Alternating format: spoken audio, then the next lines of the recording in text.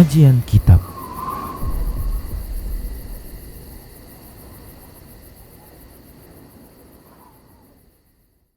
Bismillah, assalamualaikum warahmatullahi wabarakatuh.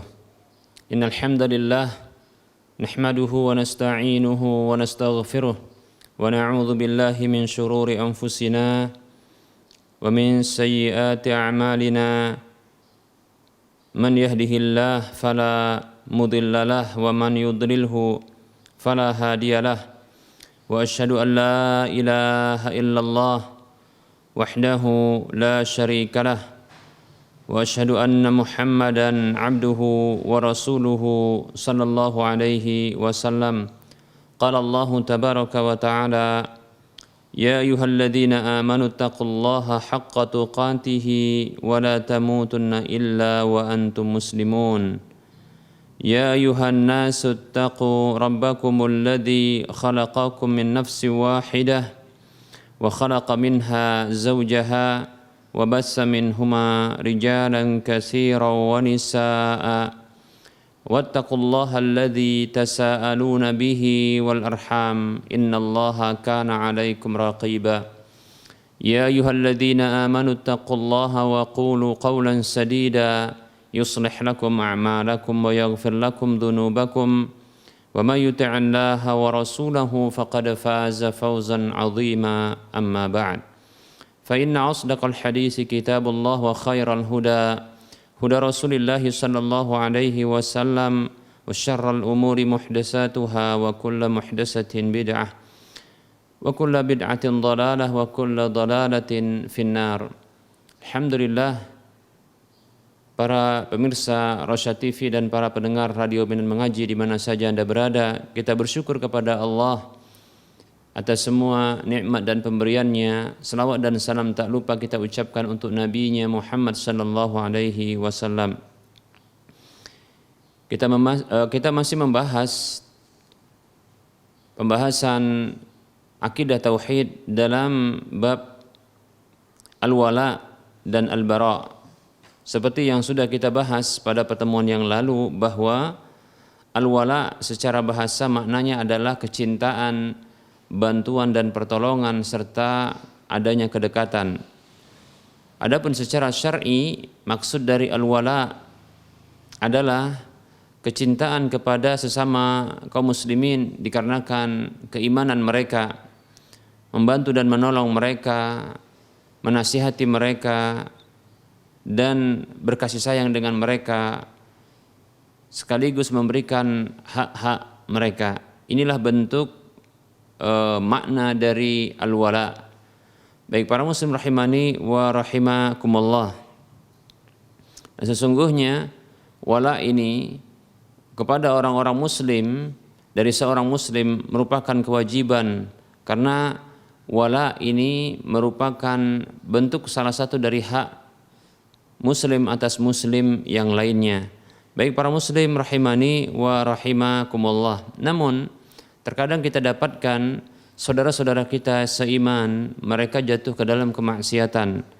Maka para muslim rahimani wa rahimakumullah, kecintaan kita dengan orang-orang muslim yang jatuh ke dalam kemaksiatan dan dosa serta pelanggaran, baik itu ketika dia meninggalkan perintah-perintah Allah atau karena melanggar larangan-larangan Allah Subhanahu wa taala, maka kecintaan kita kepada seorang muslim yang demikian adalah setakar dengan keimanan dan kebaikan serta ketaatan yang ada pada dirinya, dan kita membencinya sekadar dan setakar dengan kemaksiatan yang ada padanya. Demikian para muslim rahimani wa rahimakumullah. Sikap cinta kita, demikian pula sikap wala kita kepada orang-orang muslim tidaklah membuat kita terhenti dari memberikan nasihat kepada mereka. Bahkan memberikan nasihat kepada mereka ini merupakan bentuk cinta juga kepada mereka. Terkadang manusia bisa jatuh kepada kemaksiatan-kemaksiatan dan dosa. Karena demikian yang disabdakan Nabi Shallallahu Alaihi Wasallam, kullu bani Adam khata, kullu bani Adam khata'un wa khairu khata'in tawwabun. Setiap anak Adam itu adalah pelaku dosa dan sebaik-baik pelaku dosa adalah yang bertaubat. Nah, kita harapkan saudara-saudara kita, sebagaimana kita juga tatkala jatuh ke dalam sebuah kesalahan, ada yang mengingatkan kita, tentunya dengan cara yang baik, dengan cara yang memuliakan kita, dengan cara yang lemah lembut. Nah, sebagaimana kita juga ingin diingatkan ketika kita jatuh ke dalam kesalahan, maka demikian pula kita berikan kepada saudara kita hal tersebut, yaitu mengingatkan mereka tatkala mereka jatuh ke dalam kesalahan. Jadi sikap cinta kita, sikap wala kita kepada sesama muslim tidaklah mengharuskan kita berhenti dari menasihati mereka. Demikian para muslim rahimani wa rahimakumullah. Bahkan nasihat itu bahagian dari agama. Kata Nabi sallallahu alaihi wasallam, ad-dinun nasihah. Kata Nabi sallallahu alaihi wasallam, ad-dinun nasihah. Agama itu adalah nasihat, demikian, Maka para sahabat bertanya, qulna liman ya Rasulullah? Maka para sahabat bertanya, untuk siapa wahai Rasulullah sallallahu alaihi wasallam? Maka Rasulullah mengatakan, lillahi wa li kitabihi wa li rasulihi wa li a'immatil muslimina wa ammatihim. Nasihat yang maknanya adalah ketulusan itu adalah untuk Allah, yaitu ibadah yang tulus untuk Allah Subhanahu wa taala. Kemudian wa li kitabihi, untuk kitab Allah Subhanahu wa taala, yaitu tulus untuk mengikuti ketetapan kitab Allah Subhanahu wa taala, ketetapan yang terdapat dalam kitab Allah Subhanahu wa taala. Kemudian wali rasulihi, demikian pula nasihat itu untuk rasulnya, maksudnya adalah an-nasihat yang bermakna ketulusan, yaitu tulus untuk mentaati Rasulullah sallallahu alaihi wasallam. Kemudian nasihat juga wali a'immatil muslimin, ditujukan untuk pemimpin kaum muslimin. Nasihat yang juga berasal dari ketulusan hati kaum muslimin untuk memberikan nasihat kepada pemimpin mereka dengan ketulusan yang ada dari hati mereka. Kemudian wa ammatihim, demikian pula kepada seluruh kaum muslimin. Demikian para muslim rahimani wa rahimakumullah. Jadi nasihat itu adalah bagian dari agama para muslim rahimani wa rahimakumullah, dan itu ditujukan juga kepada saudara-saudara seiman. Nah, para muslim rahimani wa rahimakumullah, terkait dengan kaum muslimin yang mereka terjatuh ke dalam berbagai pelanggaran-pelanggaran, maka sesungguhnya di antara pelanggaran-pelanggaran tersebut adalah kebid'ahan, Pelanggaran-pelanggaran tersebut adalah kebid'ahan yang sesungguhnya ini merupakan bentuk tandingan kepada syariat Allah Subhanahu wa taala. Ini merupakan bentuk celaan kepada agama Allah Subhanahu wa taala, di mana seolah-olah agama ini dianggap masih kurang, demikian dan seterusnya para muslim rahimani wa rahimakumullah, yang sudah kita bahas dalam pembahasan tentang perkara-perkara bid'ah yang bisa mengurangi keimanan dan tauhid seorang hamba. Baik, di sana kita dapatkan ada saudara kita seperti mereka yang jatuh ke dalam kebid'ahan, seperti contohnya mereka yang mengaku masih beragama Islam, mereka yang masih menyatakan dirinya seorang muslim, seperti orang-orang Jahmiyah, begitu juga Mu'tazilah, Qadariyah, Khawarij, begitu juga Rafidah dan yang lainnya. Maka sesungguhnya sikap kita terhadap orang-orang seperti ini, dan mereka ini dibagi oleh para ulama berdasarkan kebid'ahan yang ada pada mereka, dan sikap kita juga dengan sikap tertentu yang harus kita berikan kepada mereka. Berikut ini kita akan menyebutkan tentang tiga golongan dari orang-orang yang melakukan kebid'ahan, orang-orang yang disebut dengan ahlul bid'ah, yang dibagi oleh para ulama berdasarkan kebid'ahan mereka sekaligus sikap kita terhadap mereka. Baik, yang pertama para muslim rahimani wa rahimakumullah adalah pelaku bid'ah yang mereka mengajak kepada kebid'ahan mereka. Pelaku bid'ah yang mereka mengajak kepada kebid'ahan mereka, menampakkan kebid'ahan tersebut. Namun kebid'ahan tersebut bukanlah kebid'ahan yang membuat pelakunya jatuh ke dalam kekafiran. Maka para muslim rahimani wa rahimakumullah, sikap kita terhadap mereka adalah wajib bagi kita untuk membenci mereka sekadar dengan kebid'ahan yang ada padanya, karena dia telah menampakkan kebid'ahan tersebut dan mengajak manusia kepada kebid'ahan tersebut. Ya. Sebagaimana wajib juga untuk memboikotnya, yaitu tidak duduk dengannya, ya. Lebih-lebih juga tidak mengambil ilmu darinya, seperti itu, ya. Dan wajib untuk memusuhinya, sehingga permusuhan ini akan memberikan tekanan kepada dirinya, seperti itu, ya. Dan ini tentunya adalah perkara yang disepakati oleh para ulama dengan status ijma'. Al-Imam Al-Baghawi yang bermadzhab Asy-Syafi'i dalam kitab Syarh Sunnah, ya, ketika beliau memberikan judul pada bab beliau Mujanabatu Ahlil Ahwa, ya, bab yang menjauhi ahlu al-ahwa, yaitu ahlul bid'ah. Di juz yang pertama di halaman 226 dan 227. Setelah beliau menyebutkan hadis Ka'ab bin Malik radhiyallahu anhu, di mana Nabi sallallahu alaihi wasallam memboikot beserta dengan para sahabat beliau radhiyallahu anhum, Nabi dan para sahabat radhiyallahu anhum, Nabi sallallahu alaihi wasallam dan para sahabat radhiyallahu anhum, mereka memboikot Ka'ab bin Malik beserta dengan dua orang sahabatnya yang mereka ini tidak turut serta dalam perang Tabuk, ya. Maka Imam Al-Baghawi menyebutkan keterangan, ya, penjelasan tentang hadis ini dalam kitab tersebut. Hadza haditsun sahihun, ini adalah hadis yang sahih. Wa fihi dalilun ala anna hujrana ahlil bid'ah ala ta'bidi, dan di dalam hadis ini terdapat dalil yang menunjukkan bahwa, ya, memboikot ahlul bid'ah itu berlaku selamanya.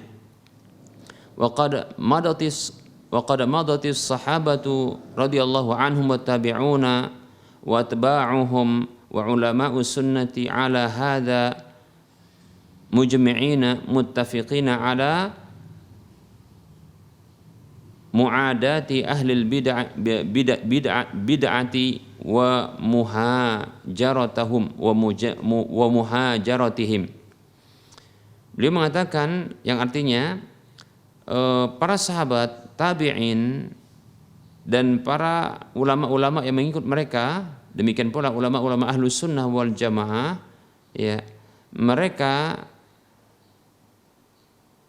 telah berlalu di atas perkara ini, yaitu mereka bersepakat dan berijma', ya, untuk memusuhi ahlul bid'ah dan memboikot mereka. Demikian, seperti itu.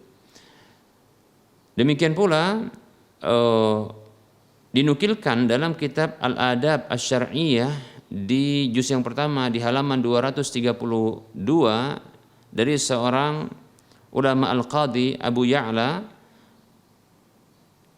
Beliau menukilkan tentang adanya ijma' para sahabat dan tabi'in, ya, untuk tidak duduk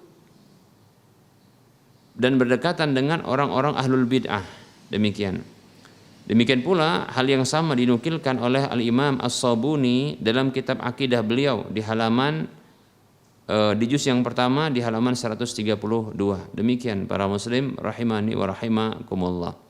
Nah, ini kesepakatan para ulama untuk tidak ya duduk bersama dengan mereka, ya, menjadikan mereka ini sebagai teman, ya, apalagi mengambil ilmu dari mereka. Demikian.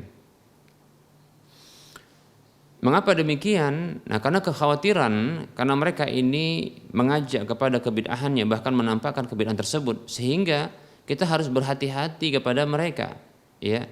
Kita harus berhati-hati, ya, dengan mereka. Demikian.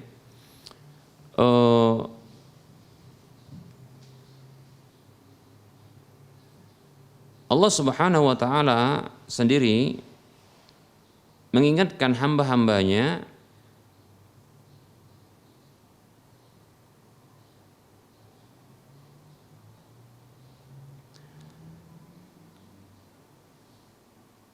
di dalam surah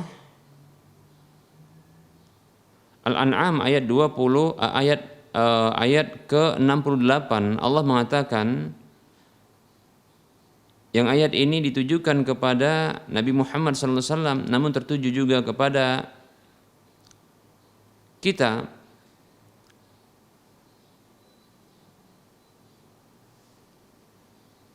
Allah berfirman, A'udzu billahi minasyaitonir rajim, wa idza ra'aital ladzina yakhuduna fi ayatina fa'rid 'anhum hatta yakhudu fi haditsin ghairihi.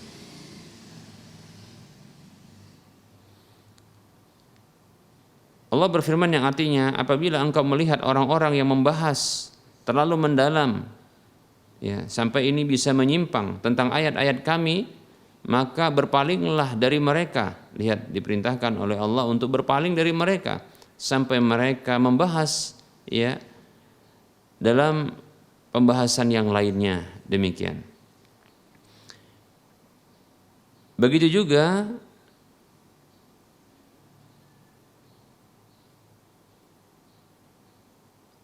Allah berfirman di dalam surah An-Nisa 140, Allah mengatakan, A'udzu billahi minasyaitonir rajim.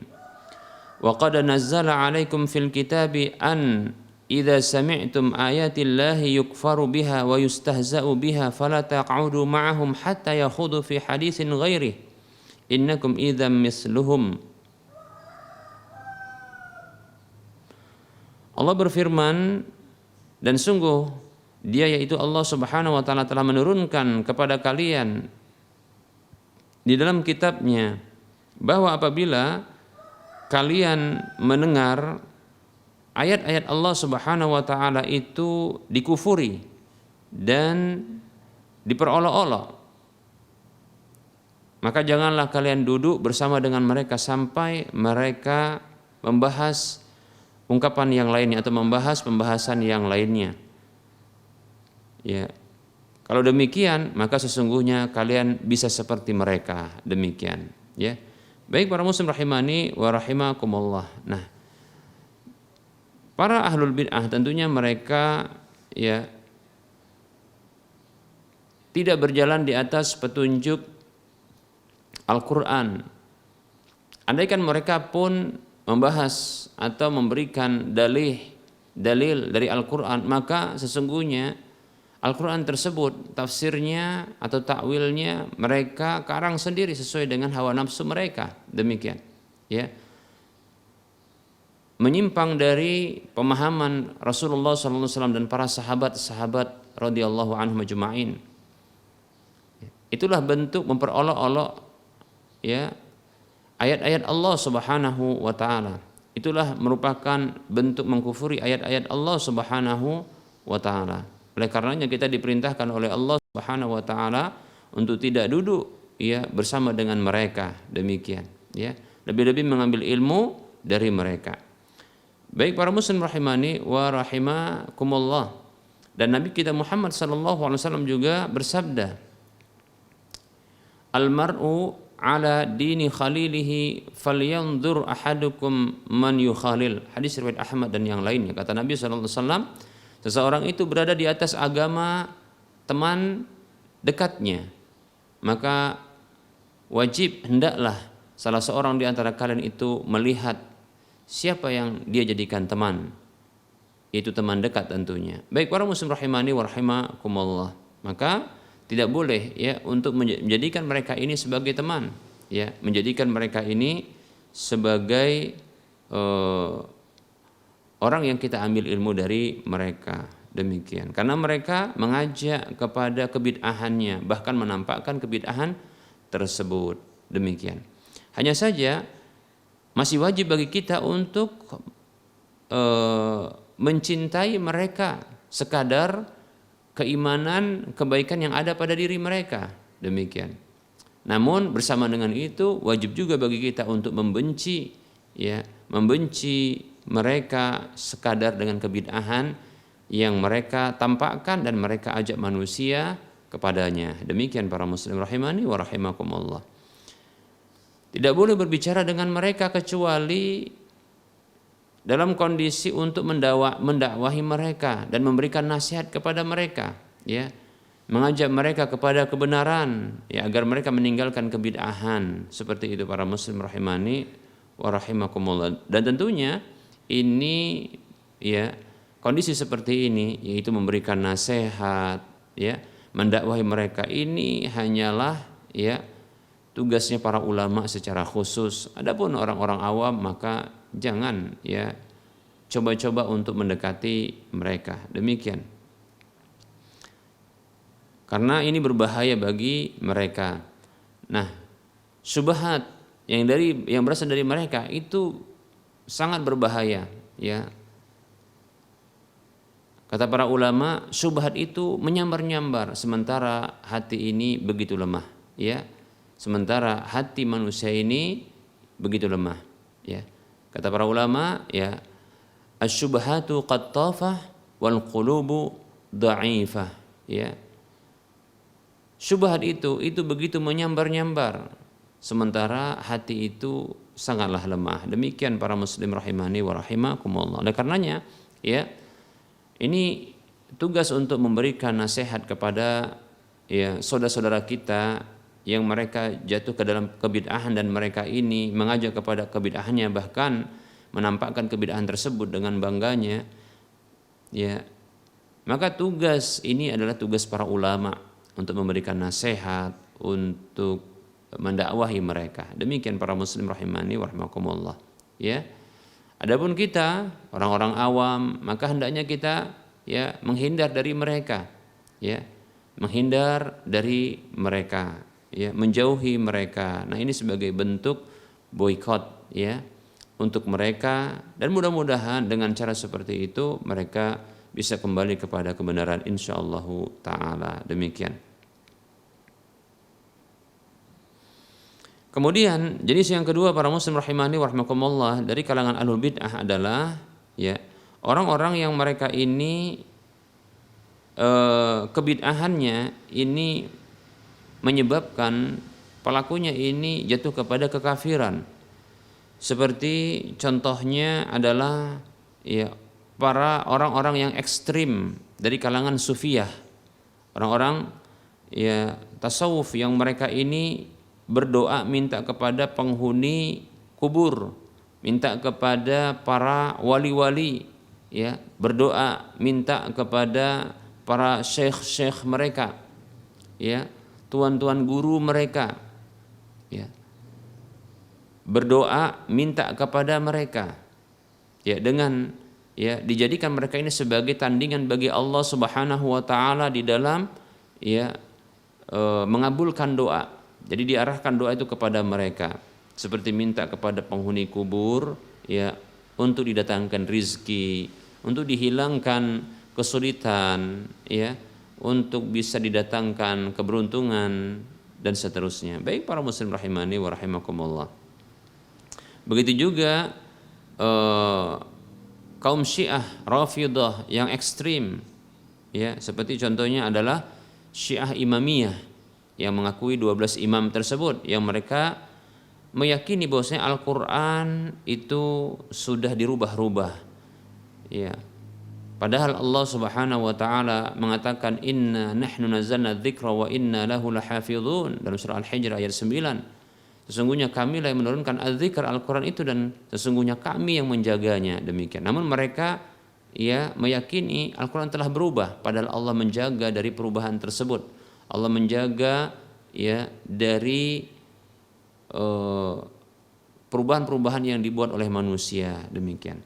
Nah, sementara orang-orang Syiah Rafidhah yang ekstrim seperti Syiah Imamiyah ini, mereka meyakini Al-Quran telah berubah atau sebahagiannya itu disembunyikan atau tidak terdapat di dalam ya Al-Quran tersebut, ya demikian.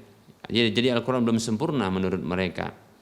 Begitu juga mereka ini ya beristighosah dengan para makhluk, demikian. Baik para muslim rahimani wa rahimakumullah. Nah, apabila para ulama mereka telah memberikan ya nasihat kepada mereka ini dan telah menegakkan hujjah kepada mereka ya dengan memenuhi syarat-syarat ya untuk menjatuhkan vonis kafir, lalu para ulama pun menghukumi kekafiran tersebut untuk mereka, maka sikap kita sebagai seorang muslim, para muslim rahimani rahimakumullah, dalam bab al-wala dan bara ini adalah menghukumi mereka seperti orang-orang kafir pula. Demikian ya. Karena para ulama ya telah melakukan tugas mereka ya dengan memberikan nasihat, ya menegakkan hujjah, ya menghilangkan syubhat dan memenuhi langkah-langkah dalam menjatuhkan vonis kafir. Namun mereka tidak kunjung untuk ya berhenti dari kebid'ahannya. Ya, demikian.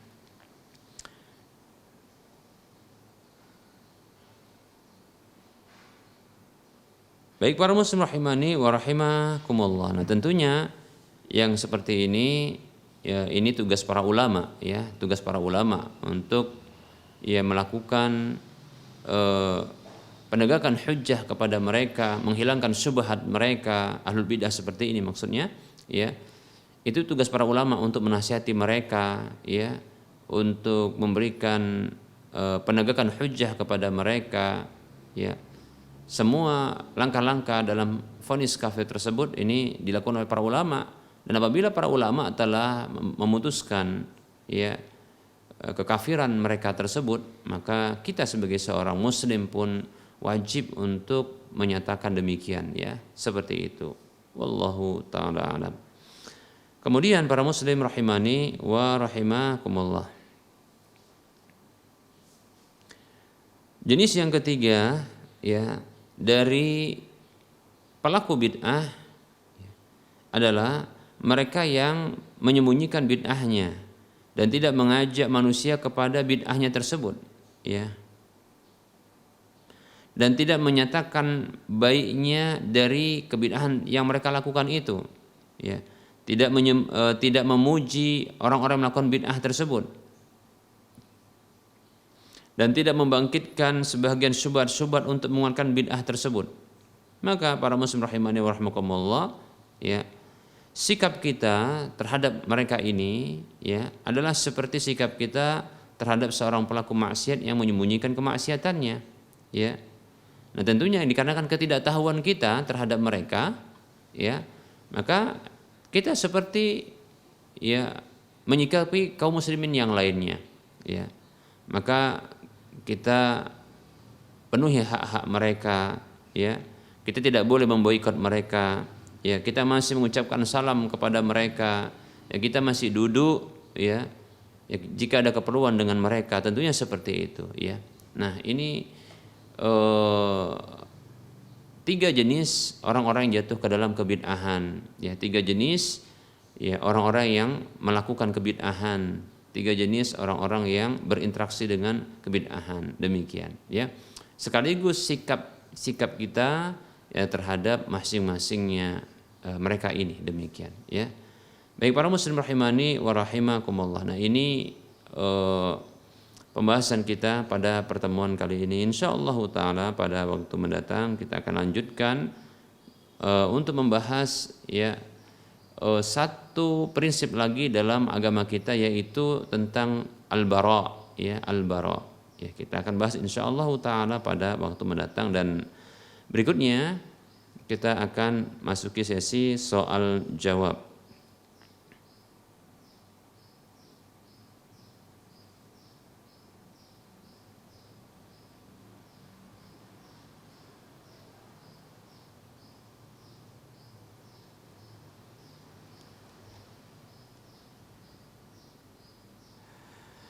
Baik, ada pertanyaan. Assalamualaikum Ustaz, mau bertanya,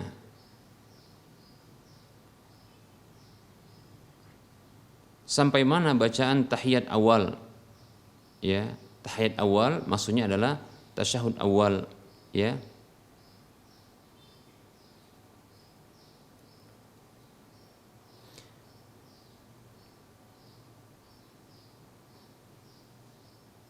Baik para muslim rahimani wa rahimakumullah,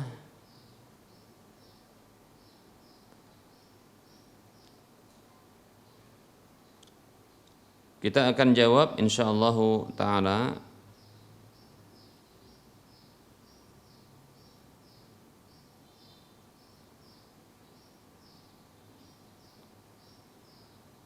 Baik, dalam hadis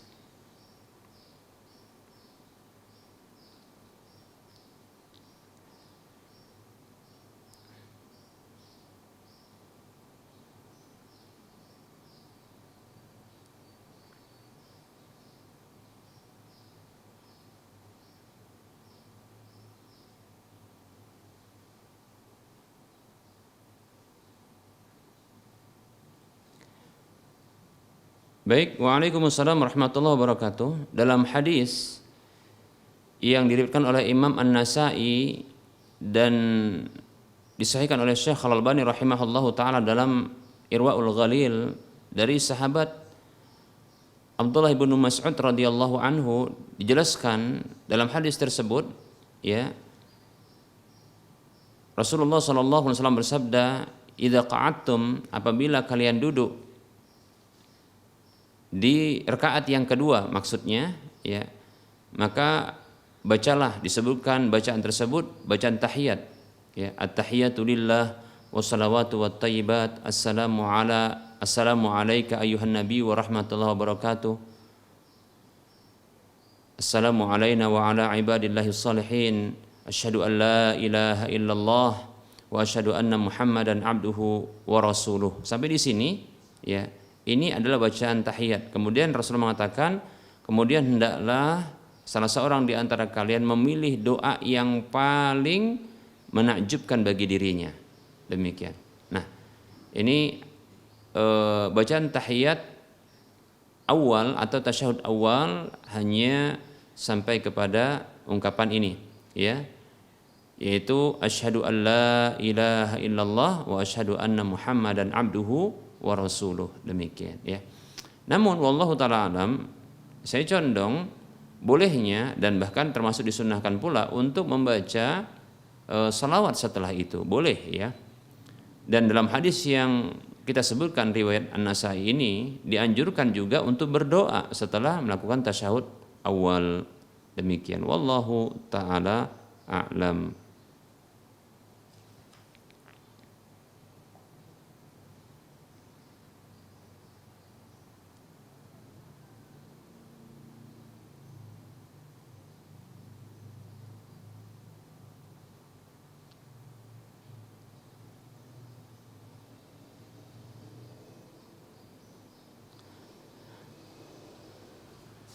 Ada pertanyaan?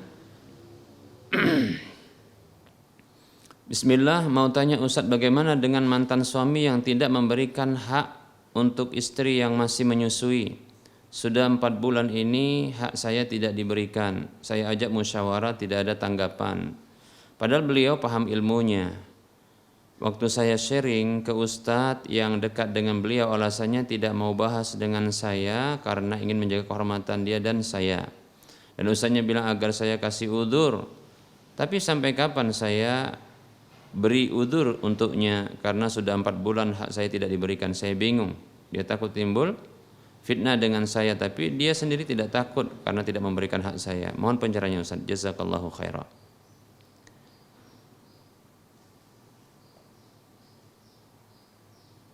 Baik, bismillah. Seorang mantan istri yang menyusui, ya, maka wajib bagi mantan suaminya untuk memberikan haknya, ya. Wajib untuk memberikan haknya. Begitu juga hak anaknya. Ya, maka di sini ada dua hak yang harus diberikan. Ya. Hak anak ini harus diberikan, ya, begitu juga adalah hak susu. Karena dalam hal ini, ya,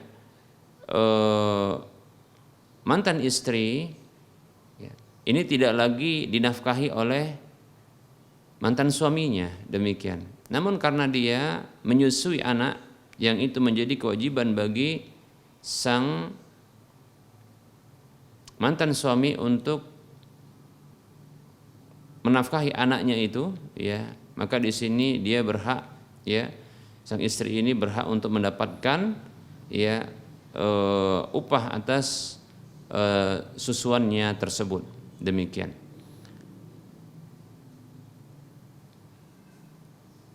Dan ini diterangkan di dalam Al-Quran, ya, tentunya.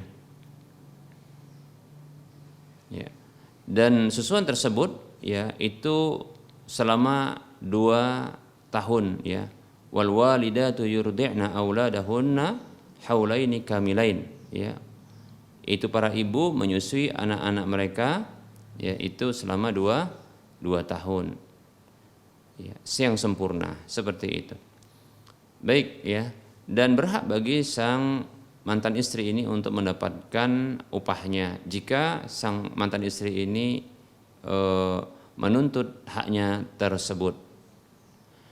Namun wallahu taala alam, apabila sang mantan suami ini memberikan, ya, sejumlah uang yang ini barangkali uang yang gabungan antara hak dari anaknya begitu juga istrinya, maka ini sudah mencukupi insyaallah taala. Lebih-lebih mungkin dalam usia yang masih menyusui ini, sang bayi itu belum makan, ya, juga belum minum, ya. Namun barangkali yang dibutuhkan adalah hak pakaian anak tersebut, ya, ini harus diberikan, ya. Namun sepertinya belum banyak melakukan pergantian pakaian di waktu usia seperti ini, ya. Nah, tentunya dalam pemeliharaan, ya, begitu juga susuan tersebut, ya, ini tentunya dibutuhkan orang yang akan melakukan, ya, pemeliharaan tersebut serta memberikan ASI-nya. Oleh karenanya wajar, ya, secara akal orang yang menyusui, begitu juga orang yang melayani keperluan anaknya yang wajib bagi ayahnya untuk memberikan nafkahnya, ini berhak untuk, ya, orang tersebut mendapatkan kompensasi pembayaran, ya, atau upah dari pemeliharaan itu, ya. Wallahu taala a'lam.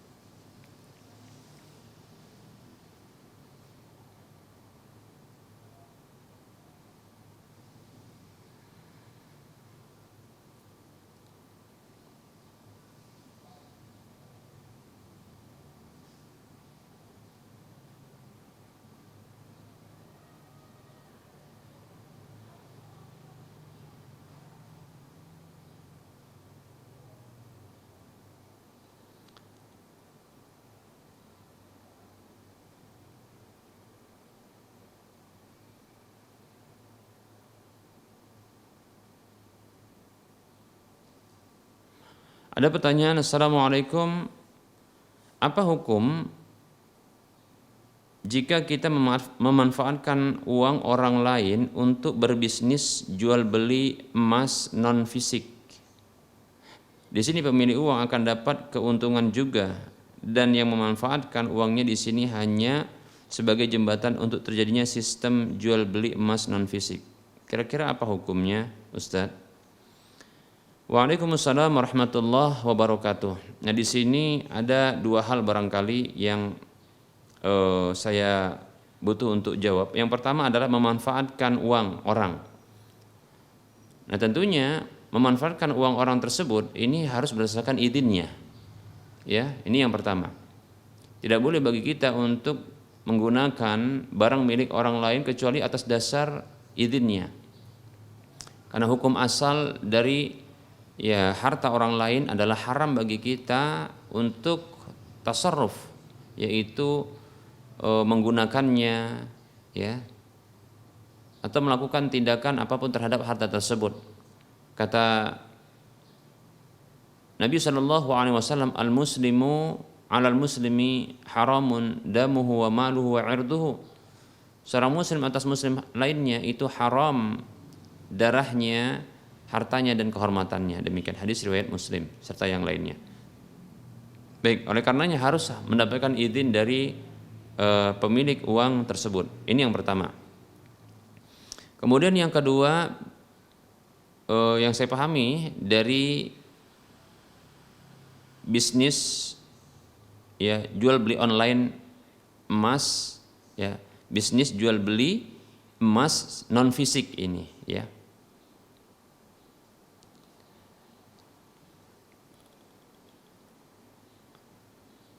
Nah, tentunya jual beli emas non fisik ini sepertinya tidak ada serah terima langsung emas tersebut, ya, karena non fisik, atau mungkin maksudnya adalah jual beli online, ya. Perlu kita ketahui bahwasanya emas merupakan salah satu barang-barang ribawi, demikian pula uang, ya, mata uang itu dikategorikan kepada emas dan perak, karena kedua-duanya, ya, atau yaitu mata uang dengan emas serta perak, ya, ini ada kesamaan di dalam fungsional, yaitu dia sebagai alat tukar. Ya, para ulama, jumhur ulama, mereka menyamakan hal ini, dan ini termasuk disebut dengan barang-barang ribawi, yaitu barang-barang yang apabila ditransaksikan, dijual belikan tanpa memenuhi syarat-syarat syar'inya, maka jatuh kepada hukum riba. Demikian.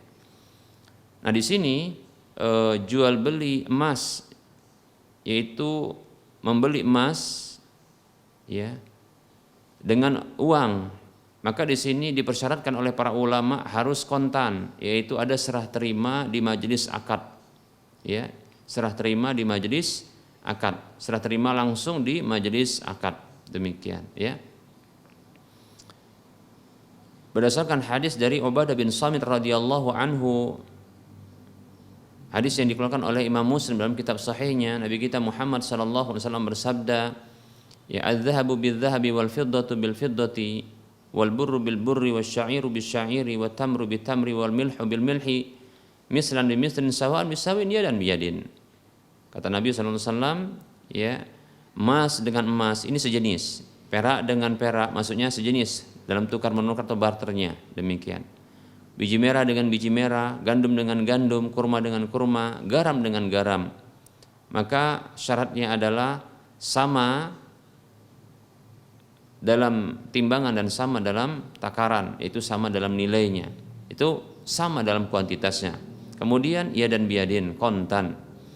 Lalu Nabi SAW menyebutkan, fa idza ikhtalafat hadhil asnafu, maka apabila berbeda jenis-jenis ini tapi masih dalam satu kategori, seperti contohnya emas dengan perak disamakan dengan itu, berarti alat tukar, seperti membeli, ya, emas, ya, dengan rupiah, membeli perak dengan dolar contohnya, demikian, seperti itu. Atau emas dengan perak sendiri yang ditukar. Atau antar bahan makanan, ya, yang ini masih dalam satu kategori bahan makanan pokok yang bisa disimpan, ditakar dan ditimbang, ya, seperti contohnya gandum dengan kurma, ya, berbeda jenis-jenis ini. Begitu juga disamakan dengan itu seperti beras, beras dengan kurma, ya, berbeda jenisnya namun masih dalam satu kategori. Maka Rasul mengatakan, fabi'u kaifa syi'tum idza kana yadan biyadin, ya, maka juallah sesuka hati kalian dengan kuantitas yang berbeda-beda, jumlah yang berbeda-beda, nominal yang berbeda-beda, ya, berat yang berbeda-beda, tidak masalah. Tapi kata Rasulullah, idza kana yadan biyadin, ya, asalkan dia kontan, yaitu yadan biyadin, ya. Orang tersebut, ya, sang penjual itu memberikan dengan tangannya, ya, uangnya, barangnya, kemudian sang pembeli memberikan dengan tangannya, ya, uangnya, seperti itu. Baik, ya. Nah, bila tidak terpenuhi syarat ini, maka jatuh kepada namanya riba nasi'ah, yaitu riba karena sebab adanya penundaan barang, ya, atau penundaan dalam serah terimanya, dan ini tentunya diharamkan, ya. Wallahu taala a'lam.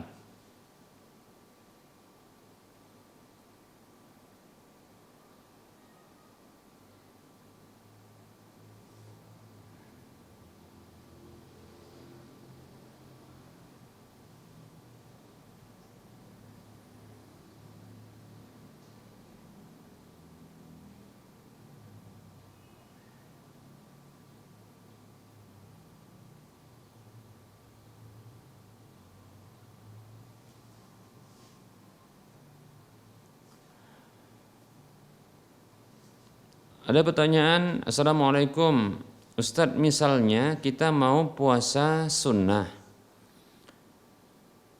saat azan subuh, sekarang ini kan azan subuhnya agak lama, ya, agak mundur ya, molor waktunya. Nah sekarang kita makan sahurnya sekitar 16 menit sebelumnya. Sebelum adzan, apakah dibolehkan makan sahur sebelum itu? Baik ya. Waalaikumsalam warahmatullahi wabarakatuh. Perlu kita ketahui bahwasanya batas waktu makan sahur itu adalah sampai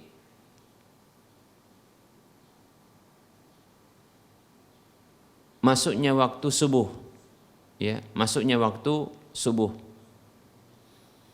yang ditandai dengan yang sifatnya alami, yaitu terbitnya fajar shadiq, ya, fajar shadiq yaitu biasan cahaya matahari yang membentang di ufuk timur, demikian, ya. Berdasarkan firman Allah Subhanahu wa taala dalam surah Al-Baqarah, Allah mengatakan, "Kulu washrabu hatta yatabayyana lakumul khaytul abyadu minal khaytil aswadi minal fajr." Makan dan minumlah sampai jelas bagi kalian benang putih dari benang hitam dari fajar itu. Ya. Benang putih maksudnya adalah biasan cahaya matahari tersebut. Benang hitam itu adalah kegelapan. Ya, itulah fajar, demikian, ya. Dan ini di setiap tempat berbeda-beda. Ya, contohnya kalau untuk wilayah Sumatera Utara, Medan dan sekitarnya, maka ini tentunya berbeda, ya. Bahkan masih sama-sama mungkin dalam satu wilayah Sumatera Utara, tapi yang satu di arah timur, yang satu di arah barat, tentunya ini berbeda pula, seperti itu, ya. Demikian.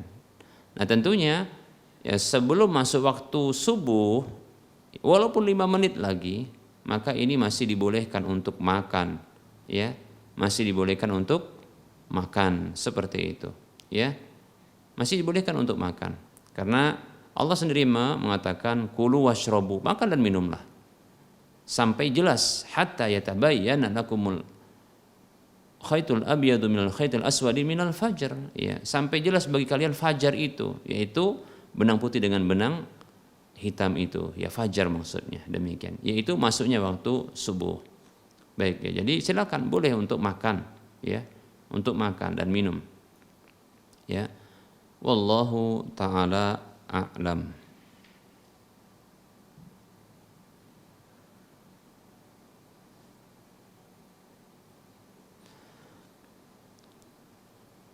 Ada pertanyaan, Assalamualaikum warahmatullahi wabarakatuh. Ustadz, bolehkah berdoa saat sujud ataupun pada tasyahud akhir menggunakan bahasa Indonesia dan dijaharkan atau diucapkan bacaannya, ya, bukan dalam hati maksudnya. Baik. Waalaikumsalam warahmatullahi wabarakatuh. Para ulama berbeda pendapat tentang hukum, ya, menggunakan bahasa ajam ketika dalam sholat, ya, yaitu dalam doa, ya. Kita dianjurkan, ya, untuk berdoa ketika sujud. Begitu juga di penghujung dari tasyahud awal, begitu juga di tasyahud akhir, demikian, ya. Namun para ulama berbeda pendapat, ya, tentang bahasa ajam, itu bahasa selain Arab, ya, dibacakan doa tersebut di dalam sholat tersebut, ya. Nah, ada yang membolehkan berdasarkan kemutlakan dari hadis yang datang tentang anjuran berdoa, ya, seperti hadis dalam sujud, ya, tentang sujud. Nabi SAW bersabda, aqrabu ma yakunul abdu min rabbihi wa huwa sajid fa aksirud du'a. Kondisi yang paling dekat seorang hamba dengan Rabbnya adalah dalam kondisi sujud, maka perbanyaklah doa, Demikian. Ini diperbanyak doa tanpa menyebutkan bahasa yang digunakan seperti itu ya. Nah, sehingga dibolehkan kata mereka. Pendapat yang lain mengatakan tidak boleh ya menggunakan bahasa ajam, itu bahasa selain Arab, demikian. Seperti itu. Ya. Tidak boleh. Ya. Berarti harus dengan bahasa Arab. Ya, harus dengan bahasa Arab. Bahkan ada pendapat yang lebih ketat, yaitu tidak boleh menggunakan doa-doa selain dari doa-doa yang ma'sur. Nah, seperti itu. Selain dari doa-doa yang ma'sur dari Nabi sallallahu alaihi wasallam. Wallahu taala alam, saya condong ya bahwasanya boleh berdoa di dalam salat tersebut di waktu-waktu atau kondisi-kondisi yang mustajab doa tersebut, seperti sujud, dalam kondisi sujud, di penghujung dari tasyahud awal, begitu juga di penghujung tasyahud akhir sebelum salam, untuk berdoa ya dengan doa apa saja, baik itu yang dari yang ma'sur dalam hadis-hadis Nabi SAW ya, maupun yang diinginkan oleh orang tersebut, asalkan doanya minta kepada Allah dan dipenuhi adab-adabnya. Dan syarat yang satu lagi adalah harus dengan berbahasa Arab. Wallahu taala alam. Ya, wallahu taala alam. Jadi harus dengan bahasa Arab tentunya, ya.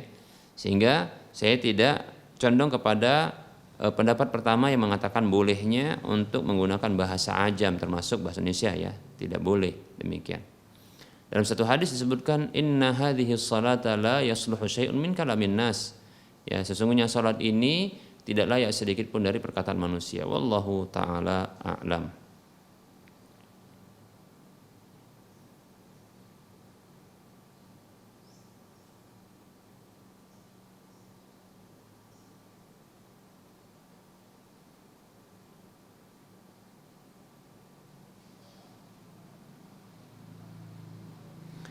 Assalamualaikum warahmatullahi wabarakatuh.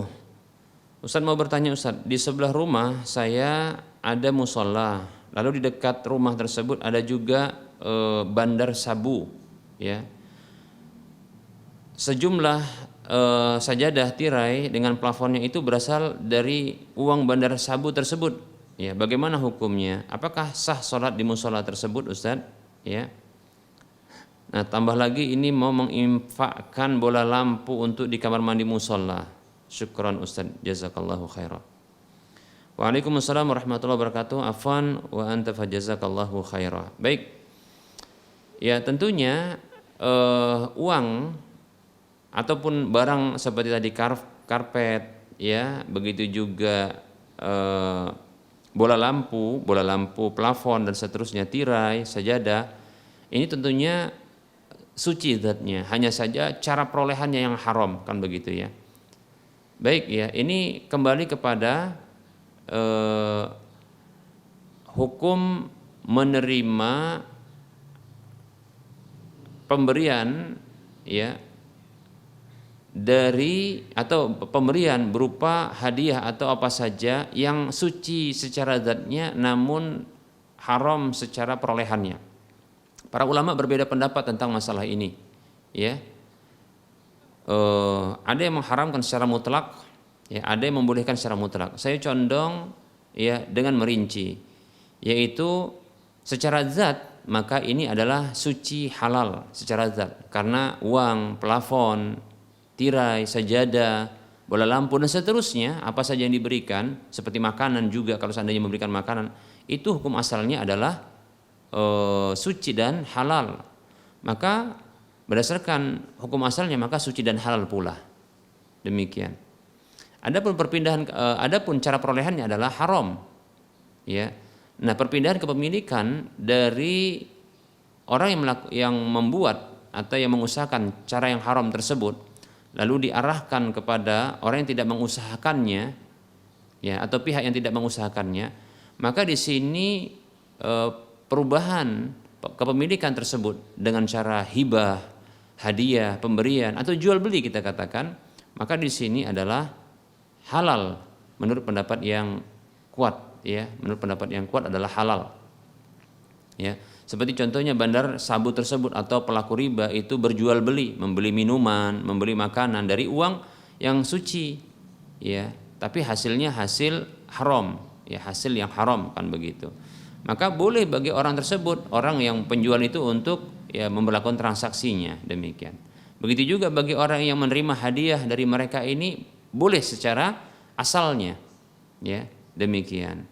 Mana dalilnya para muslim rahimani rahimakumullah? Ya, hadisnya atau dalilnya adalah riwayat yang disebutkan oleh Syekhul Islam Ibnu Taimiyah rahimahullah taala dalam Majmu' al-Fatawa, di mana beliau menyebutkan riwayat asar dari Umar radhiyallahu anhu tatkala beliau ini menjadi khalifah.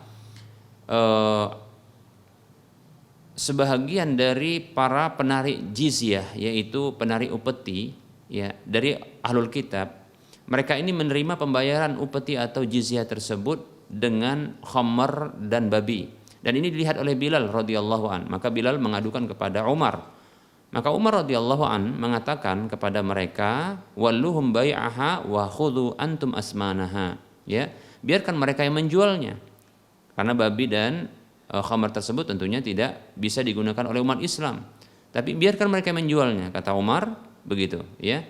Namun kalian ambillah hasil jual belinya. Tentunya hasil jual beli tersebut adalah haram, karena Rasul mengatakan sallallahu alaihi wasallam, innallaha idza harrama akla syai'in harrama samanahu, hadis riwayat Ahmad. Sesungguhnya Allah apabila mengharamkan makan atau mengkonsumsi sesuatu, maka haram, dia juga mengharamkan hasil jual belinya. Maka haram itu, tapi yang melakukan itu adalah ahlul kitab, dosa ditanggung mereka. Hasilnya ketika berpindah, ya, dari ahlul kitab kepada kaum muslimin, ya, ke baitul mal kaum muslimin itu lewat jizyah, maka ini menjadikannya halal. Bahkan Umar memerintahkan untuk mengambilnya, demikian. Seperti itu. Ini menunjukkan halalnya hal tersebut. Hanya saja perlu kita lihat apakah, ya, pengalihan pemilikan tersebut kepada kaum muslimin atau kepada orang-orang yang taat atau kepada kita, ya, ini ada efek buruknya atau dampak buruknya, yaitu seperti contohnya menjadikan hal itu sebagai pembenaran terhadap tindakan keburukannya dan dosanya, kemaksiatannya, atau itu merupakan dia mencari dukungan atas tindakannya yang haram tersebut, ya. Seperti tadi bandar sabu narkoba tersebut, dia memberikan hadiah-hadiah seperti ini, itu maksudnya apakah untuk mencari dukungan agar dia tetap eksis di tempat itu, ya, maka di sini butuh untuk diperhatikan, ya. Kalau memang demikian maka jangan terima, tidak boleh, ya, tidak boleh. Adapun sholat di situ maka dijauhi kalau seandainya itu dijadikan sebagai dukungan, ya. Wallahu taala a'lam, semoga bermanfaat. Baik, untuk wilayah Medan dan sekitarnya telah masuk waktu sholat duhur. Kita cukupkan kajian kita, dan tentunya dalam penyampaian ini ada kekurangan, kekeliruan, kesalahan, kepada Allah saya mohon ampun, dan kepada para pemirsa dan para pendengar sekalian saya mohon maaf. Wassallallahu ala Muhammad wa ala alihi wa ashabihi ajma'in. Subhanakallahumma wa bihamdika asyhadu an la ilaha illa anta astaghfiruka wa atubu ilaika walhamdulillahi rabbil alamin. Wassalamu alaikum warahmatullahi wabarakatuh.